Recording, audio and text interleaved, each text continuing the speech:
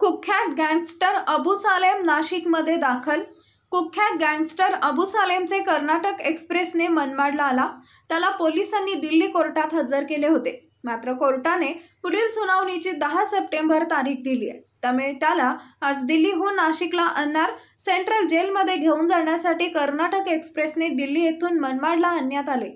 येथून वाहनाने नाशिककडे पोलीस रवाना झाले। यावेळी मनमाड रेल्वे स्टेशनवर कडक पोलीस बंदोबस्त ठेवण्यात आला होता। 2 दिवसांपूर्वी दिल्ली कोर्टातील सुनावणीसाठी अबू सालेमला नाशिक जेलमधून प्रचंड सुरक्षा व्यवस्थेत दिल्लीत नेण्यात आलं होतं। मात्र दिल्ली कोर्ट रजेवर असल्याने सुनावणी पुढे ढकलण्यात आली। 2002 साली अदानीला खंडणी मागितल्याप्रकरणी अबू सालेमवर दिल्लीत गुन्हा दाखल आहे। या प्रकरणी सुनावणीसाठी अबू सालेमला दिल्लीत नेण्यात आले होते।